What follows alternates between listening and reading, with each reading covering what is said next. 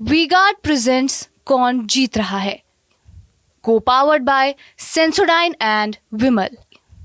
बोलो जुबां केसरी। हमारे साथ आज मौजूद हैं एनडीए और इंडिया अलायंस के जो नेता हैं सहारनपुर जनपद के। सबसे पहले परिचय करा दूंगा, अमित गगनेजा जी हैं, भारतीय जनता पार्टी से वरिष्ठ नेता हैं। इसके अलावा हमारे साथ राष्ट्रीय लोकदल से जो खेल प्रकोष्ठ के राष्ट्रीय अध्यक्ष चौधरी नीरपाल जी हैं और पूर्व मंत्री भी रह चुके हैं। इसके अलावा वरिष्ठ कांग्रेस नेता गणेश दत्त शर्मा जी इस वक्त हमारे साथ यहाँ पर हैं और साथ ही साथ समाजवादी पार्टी की तरफ से वरिष्ठ नेता अब्दुल गफूर जी हमारे साथ इस वक्त यहाँ पर मौजूद हैं। चुनाव चल रहा है, चुनाव के बीच में लगातार बयानबाजी चल रही है। इसके अलावा कई मुद्दे ऐसे हैं जिनको लेकर रोजाना राजनीति हो रही है, उसी पर हम आज चर्चा करने वाले हैं। सबसे पहले भारतीय जनता पार्टी के नेता अमित गगनेजा के पास चलूँगा। अमित जी, चुनाव में जो धार्मिकरण हो रहा है इस वक्त, उस पर आपका क्या कुछ कहना है पार्टी की तरफ से? धार्मिकरण नहीं हो रहा है जी। हिंदुओं की आस्था धार्मिक उसमें है, हमेशा रही है। ये राम मंदिर या काशी जी या मथुरा का इसमें कोई मुद्दा नहीं है। चुनाव जनता से जो हमने काम किए हैं उसके बल पे हम चुनाव लड़ रहे हैं और चुनाव निश्चित रूप से हम जीतने जा रहे हैं। राम मंदिर का मुद्दा कोई इसमें धार्मिक मुद्दा नहीं है, वो हमारी आस्था का विषय है और हम हमेशा राम मंदिर के साथ हैं और राम मंदिर बनना चाहिए। 500 वर्षों की लड़ाई थी, वो जो सुप्रीम कोर्ट ने जो पास किया है, सुप्रीम कोर्ट के आदेश पे राम मंदिर बन रहा है, ना कि इसमें भारतीय जनता पार्टी का कोई इसमें कोई ऐसा वो है। हमने हमेशा ये कहा है कि राम मंदिर बनना चाहिए और राम मंदिर बन गया है। बहुत एक ये हिंदुओं के लिए बहुत बड़ी आस्था का विषय था। जो हिंदू मुस्लिम भी काफ़ी चल रहा था और अब हिंदू मुस्लिम से हट गया है पूरा मामला। प्रधानमंत्री भी कह रहे हैं कि हम तो मुसलमान साथी हैं, उनके साथ हम ईद मनाते हैं।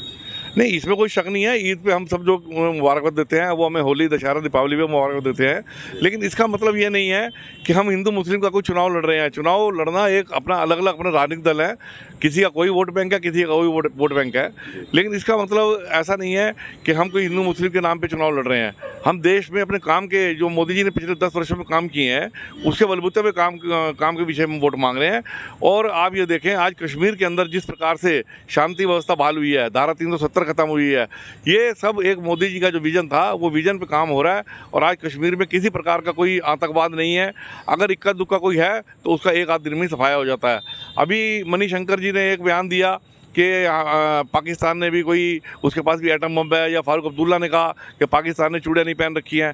मोदी जी ने उसका जवाब भी दे दिया कि अगर चूड़ियाँ नहीं पहन रखी, चूड़ियाँ हम भेज देंगे अगर चूड़ियाँ भी उनके पास नहीं है। आटा वहाँ क्या भाव हो रहा है, वो हिंदुस्तान से लड़ाई करना चल रहे हैं। उनको देखना चाहिए कि उनका वजूद कहाँ रह गया है।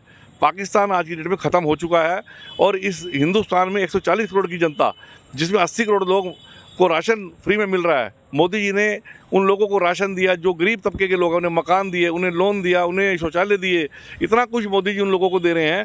तो देश में मोदी मोदी इसीलिए हो रहा है, जहाँ जाए वहाँ मोदी मोदी।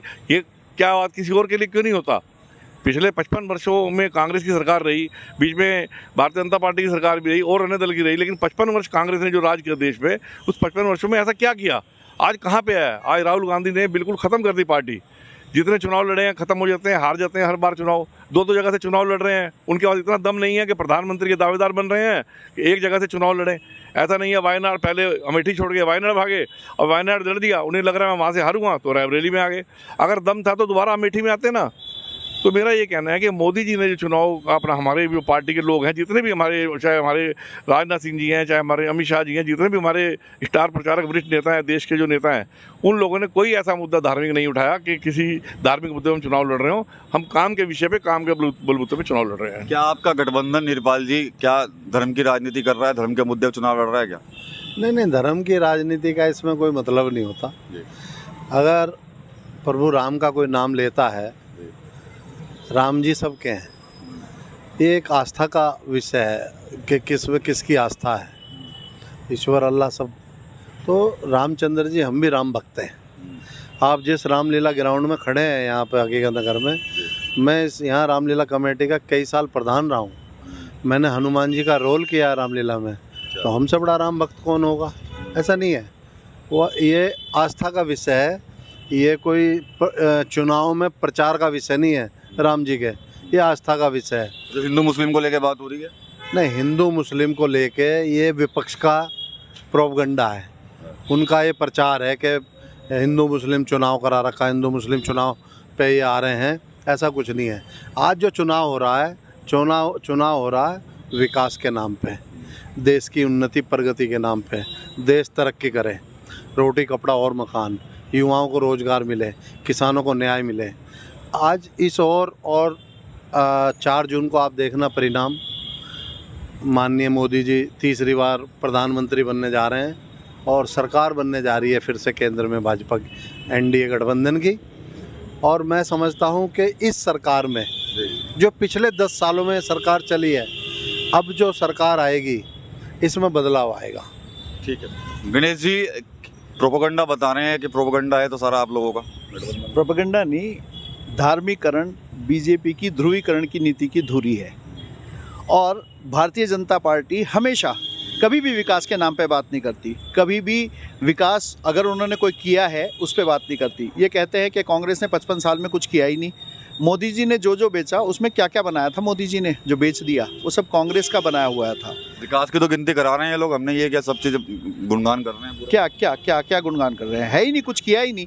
इन्होंने बेचने को अगर विकास कहते हो तो बहुत विकास किया, जो कांग्रेस ने बनाया था वो विकास किया इन्होंने, वो बेच के इन्होंने देश का विकास किया, उसको ये विकास की परिभाषा देते हैं। राहुल गांधी पर उंगलियां उठ रही हैं कि वो तो वायनाड चले गए, अमेठी छोड़ गए। पहली बार 2014 में प्रधानमंत्री पद के मुख्य दावेदार बने थे भारतीय जनता पार्टी की तरफ से, क्या वो दो जगह से चुनाव नहीं लड़े थे? वो भी उस समय घबराहट में थे क्या? लेकिन मेरा मानना है ये लोग जो हैं धार्मिक बात जो करते हैं, हिंदू मुस्लिम की बात करते हैं। मोदी जी कहते हैं कि सार्वजनिक जीवन में मेरे जीने का मकसद ही ख़त्म हो जाएगा जिस दिन मैं हिंदू मुसलमान की बात करूँगा। उन्होंने कल फिर कर दी। उन्होंने कहा कि ये ज़्यादा बच्चे पैदा करने वालों को आपकी संपत्ति दे देंगे। पहले गाय पे राजनीति चलती थी, अब भैंस पे राजनीति चलने लगी कि भैंस, आपके पास अगर 2 भैंस है तो कांग्रेस वाले 1 भैंस खोल के आपकी मुसलमानों को दे देंगे। ये बाद में उसका वो देते हैं कि नहीं वो तो गरीबों के लिए कह रहा था, गरीब ज़्यादा बच्चे पैदा करते। तो क्या मोदी जी गरीबों के खिलाफ हैं? कहते हैं ना सार्वजनिक रूप से अपने मंचों से कि हाँ मैं गरीबों के खिलाफ हूँ, गरीब ज़्यादा बच्चे पैदा करते हैं, वो देश में इस जनसंख्या विस्फोट का एक कारण है गरीब। ऐसा नहीं है, आप किसी को भी दोषी नहीं ठहरा सकते। आप ये देखिएगा कि ये कहते हैं हम धर्म के नाम पे राजनीति करते हैं। अगर धर्म के नाम पे राजनीति करते मोदी जी तो क्या इन्हें मणिपुर जाने की ज़रूरत थी या नहीं थी? इन्हें जाना चाहिए था, वहाँ के लोगों के साथ न्याय करना चाहिए था। अटल बिहारी वाजपेयी जी ने इन्हें कहा था कि आप राजधर्म का पालन करो। इनके लिए राजधर्म क्या है कि मारो काटो, लोगों को बांटो और राज करो, ये इनके लिए राजधर्म है। तो ये लोग जो हैं बिल्कुल भी धर्म के नाम पे उतनी ही राजनीति करते हैं जहाँ तक ये भाई को भाई से लड़ा सकें। यही इनका मकसद है और कुछ नहीं। ठीक है, आप क्या कहेंगे इस पर? किस पे? देखिए मैं दूसरी बात करें, जनसंख्या की बात करते हैं प्रधानमंत्री जी।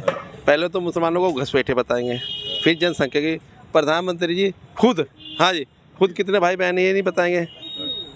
दूसरी बात ये कि आप धर्म पे की राजनीति क्यों करते हैं हिंदू मुसलमान? आप महंगाई पे चर्चा क्यों नहीं करते? आप नौजवान रोजगार मांग रहा उस पर चर्चा क्यों नहीं करती है? इस चुनाव में नौजवान अपना भविष्य देख रहा है, गठबंधन को वोट करेगा। संविधान खतरे में, संविधान बचाने के लिए वोट करेगा। आज किसान की हालत क्या है, स्थिति उसकी आय कहाँ दुगनी हुई, उस पर चर्चा नहीं होती।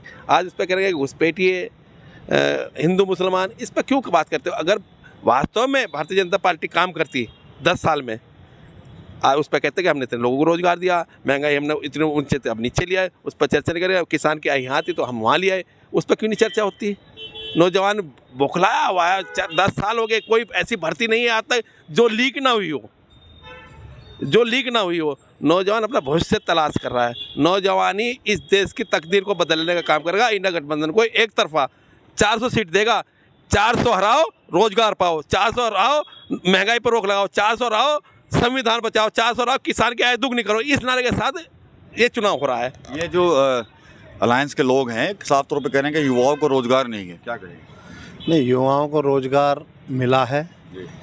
और मैंने अभी आपसे क्या कहा था कि ये 10 साल का जो पीरियड रहा है सरकार का, अब जो 5 साल का आगे पीरियड आएगा ये उन 10 सालों से बेहतर रहेगा।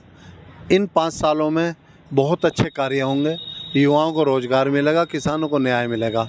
हमारे नेता माननीय जयंत चौधरी जी भी इस ओर चले हैं, एनडीए का हिस्सा बने हैं। तो हम लोग एनडीए का हिस्सा इसलिए बने हैं कि मिलजुल कर इसको अमली जामा पहनाया जाए कि वाकई आज हमारा युवा परेशान है तो इन्हें रोज़गार मिलना चाहिए। ये 5 साल आने वाले माननीय नरेंद्र मोदी जी के एनडीए सरकार के इन 10 सालों से अलग रहेंगे। ठीक है, ये तो कह रहे हैं कि 400 हराओ 400 पाओ। इनसे पूछो, ये 400 सीटों पे चुनाव लड़ भी रहे हैं। जो पूरे मिला के अलायंस मिला के 4 सीटों में चुनाव नहीं लड़ रहे हैं, 10 साल के कार्य अगर ये चुनाव नहीं लड़ रहे हैं तो इतनी सीटों को कैसे ले लेंगे? हम लोग तो 400 पार हो रहे हैं। अभी जो चुनाव हुए हैं 4 चरणों के, 270 सीट लगभग हमारा जो एक आकलन होता है, हमारे देश के नेताओं ने आकलन लगा लिया है और आकलन लगा हुआ होता है, उसमें 2-4% ऊपर नीचे होता है। 4 चरणों के चुनाव में 270 सीट से हम पार हो चुके हैं। आखिरी 3 चरणों में बाकी जो बची सीट है 130 सीट, हम 400 पार एनडीए के साथ जा रहे हैं। 370 भाजपा की, मोदी जी ने एक नारा दिया था 370 हमने हटाई है, 370 सीट हमें चाहिए, प्लस एनडीए के साथ जो सहयोगी दल है उनकी मिला के 400 पार हम होंगे और निश्चित रूप से हम पार हो रहे हैं। और ये 10 साल की जो बात कर रहे हैं, 10 साल के अंदर देश कहाँ से कहाँ पहुँच गया है ये आप सब जानते हैं। आज देश की आंख, किसी की हिम्मत नहीं है कि देश की तरफ आंख उठा के देख ले। G20 करवाया, G20 में देश के बड़े बड़े नेता मोदी जी के पीछे चल रहे हैं। ये कुछ छुपी चीज़ थोड़ी ना है, ये सब लोगों ने अपने टीवी में देखा, अपने टीवी के अंदर सब बैठ के देख रहे हैं कि नंगे पाँव राजघाट जा रहे हैं मोदी जी सब नेताओं को लेके, चाहे वो अमेरिका का प्रधानमंत्री है, चाहे जापान का राष्ट्रपति है, कहीं का भी राष्ट्रपति या प्रधानमंत्री है किसी भी देश का, वो सब लोग पीछे चल रहे हैं। इन लोगों को खाली यही करने के अलावा और कोई काम ही नहीं है। इन लोगों ने देश को लूटने के अलावा कुछ नहीं किया। आज एक बात बताओ, जितने इनके दल बने हैं, इंडी दल जिसे कहते हैं, इंडी दल का कौन सा नेता जेल से बाहर, मतलब सब लोग जमानत पे चल रहे हैं। इनके राष्ट्रीय अध्यक्ष सोनिया गांधी बेल पे, इनके राहुल गांधी बेल पे, लालू यादव बेल पे, केजरीवाल बेल पे, सब लोग बेल में हैं। सब लोगों के साथ इनका ऐसा हाल हो गया इन लोगों का, ये बीच में बोल के अपनी वो जेब मिटाते हैं कि उनमें कोई मुद्दा ही नहीं है। अगर आज मोदी जी ने मुद्दाविहीन हो गए क्या आप लोग? बिल्कुल हमारा कोई तड़ीपार नहीं है। मैं आपको एक बात कहता हूं कि ये लोग धर्म की बात इसलिए करते हैं ताकि युवा को रोजगार मिला या नहीं मिला युवा ना बोल सके, महिला ना बोल सके, ताकि किसान ना बोल सके, किसान के मुद्दों को दबाया जा सके। मुद्दों को दबाने के लिए धर्म को लेके आते हैं। ये लोग कहते हैं कि इन्होंने विकास किया, इन्होंने सिर्फ बेचने का विकास किया, इन्होंने अडानी अंबानी का घर भरा, इन्होंने अडानी अंबानी के घर को भर के और आम आदमी की जेब को खाली कर दिया। ये बेसिकली सत्तासीन वो पार्टी है जो जेब कतरों वाली पार्टी है। इनकी निगाह हर समय जनता की जेब पे बनी रहती है, चाहे वो टोल टैक्स हो, चाहे वो जीएसटी हो, कहीं भी हो, ये जनता की जेब से चोरी करना चाहते हैं। राशन की बात आप 5 किलो दे रहे हैं, वो 10 किलो बता दिया उन्होंने। जब आएंगे तो देंगे ना, ये भुखमरी पैदा कर देंगे। ये 10 किलो राशन छोड़ो, ये अपनी जेब भर लेंगे। सबके सब पहले भर रखी इन्होंने जेब में। इनकी जेबों से पैसा निकल के इतना करोड़ों अरबों रुपए बाहर निकल के आ रहा है, जो देश के लोगों में बट रहा है, गरीबों में बट रहा है। ये मोदी जी ने पैसा निकलवा रहे, ईडी और सीबीआई की जांचें हो रही हैं। क्या वो किसी बीजेपी के नेता का छापा पड़ा? आज कर्नाटक में इनकी सरकार है, आज जहां जहां इनकी सरकार है, क्या वहां बीजेपी के नेताओं की चेकिंग करा सकते? करवाएं चेकिंग। अगर बीजेपी के नेता भ्रष्ट हैं तो इनकी सरकार में इनकी जो वहां पे सरकारें चल रही है प्रदेश में, कहाँ पे है इनका वो है? कहाँ पे इनका वो विजन है? लोगों के पास पैसा है वहाँ पे, जो अगर बीजेपी के नेताओं ने किसी पैसा खाया तो उसको खोलो ना। क्या इन्हीं के लोगों के पास सब पैसा है? रमन्ना ने क्या, तो रमन्ना के खिलाफ कार्रवाई हुई, जेल में गया वो। और कर्नाटक में सरकार किनकी है? इनकी। क्यों नहीं करते कार्रवाई? अरे सरकार इनकी। एक बात बताओ, जो आदमी मैं यहाँ रह रहा हूँ, मैं यहाँ रह रहा हूँ, मेरे खिलाफ कार्रवाई केंद्र करेगा? नहीं, मेरे खिलाफ कार्रवाई केंद्र करेगा। केंद्र कार्रवाई करेगा, प्रदेश कार्रवाई करेगा। मसला है इमिग्रेशन, केंद्र का मसला है। वो केंद्र सरकार की सहायता से भागा। रेवन्ना, हाँ बिल्कुल। कैसे पकड़ेंगे जब आपका वरद हस्त उसके साथ है? आप बेंगलोर एयरपोर्ट से भागा है, क्यों नहीं पकड़ा इन्होंने? सरकार इनकी थी। 4 जून को उनकी सरकार होने के बावजूद, 4 जून को क्या हो रहा है? प्रधानमंत्री उसके लिए वोट मांगते हैं, एक बलात्कारी के लिए, एक बलात्कारी के लिए। यहाँ पर जी देखिए, इन्होंने रोजगार की बात करी, पकौड़ा रोजगार दे दिया इन्होंने। ठीक है, व्यापारी, कितनी फैक्ट्रियां बंद हुई हैं, कितने व्यापारियों ने आत्महत्या करी, कितने किसानों ने, और वो किसान जो 700 किसान शहीद हुए, मेरे लोक दल के साथी हैं बड़े भाई, उस पर चर्चा क्यों नहीं करते हैं? उनकी पर चर्चा क्यों नहीं करते? 700 किसान शहीद हुए, उनका जो घर के लोग हैं, जो किसान वर्ग है, व्यापारी वर्ग है, और जो मजदूर है, वो इस चुनाव में इनसे बदला लेने जा रहा है भारतीय जनता पार्टी से। 302 की हत्यारी है भारतीय जनता पार्टी। राष्ट्रीय लोकदल आज भाजपा का समर्थन कर रही है। मैं इनसे पूछता हूँ, 700 किसान जो मरे हैं, उन्हें इनकी भाजपा ने भारतीय जनता पार्टी ने भारतीय जनता पार्टी ने उन 700 किसानों को खालिस्तानी बताया था। ये यहाँ पे राष्ट्रीय जनता हमारे जनता दल के लोक दल के वो खड़े हैं, इनसे आप पूछो कि ये क्या उन 700 किसानों को सर जवाब खालिस्तानी मानते उस हैं? पर जांच समिति बैठाई गई है। हमारे नेता माननीय जयंत चौधरी जी के आह्वान पर जांच समिति बैठाई गई है। नहीं जांच, हम खुद उस आंदोलन में थे, मैं तो खुद कह रहा हूँ, मैं खुद गया उस आंदोलन में। जांच समिति बैठाई गई है और जो इसमें किसान शहीद हुए, मुखिया कौन है जी उसका? जांच नहीं समिति जो नहीं, आप बताएं जरा, please। जो जांच समिति का मुखिया कौन है? जो केंद्रीय कृषि मंत्री ने देश की जनता 5 सदस्यीय कमेटी बनाई थी। अगर नहीं, हम बरगला नहीं रहे। अगर आप इस तरह से जांच समिति का नाम लेके अगर आप बोलना बिल्कुल इनका बोलना बंद हो जाएगा। 4 जून आने वाली है, 4 जून को इन्हें पता लग जाएगा, जो ये कूद रहे हैं इतना सब पता लग जाएगा। कैंडिडेट तो इनके पास है नहीं चुनाव लड़ने के लिए, अलायंस कर करके तो ये इधर ढूंढ उधर ढूंढ के पकड़ रहे हैं लोग। कपिल जी, हमारा देश किसान प्रधान देश है, जिसमें 80% आबादी किसानों की है। और आप देखिए कि हमारे किसानों के देवता, किसानों के मसीहा, धरतीपुत्र श्रद्धेय चौधरी चरण सिंह जी, पूर्व प्रधानमंत्री, उनको भारत रत्न से नवाजा गया। देश के 80-90 करोड़ किसानों का सम्मान एनडीए सरकार ने किया कि चौधरी साहब को भारत रत्न देकर, तो सम्मान करती है किसानों का। और दूसरी चीज, पहले क्यों नहीं दिया? दूसरी चीज, इस पर जांच समिति बैठाई है। जो इसमें वास्तव में शहीद हुए हैं, उनके परिवार वालों को इसमें मदद की जाएगी और उनको न्याय मिलेगा।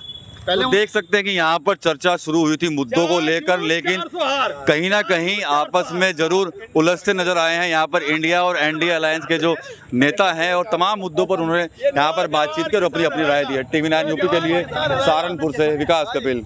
वी-गार्ड प्रेजेंट्स कौन जीत रहा है, को पावर्ड बाय सेंसोडाइन एंड विमल। बोलो जुबां केसरी।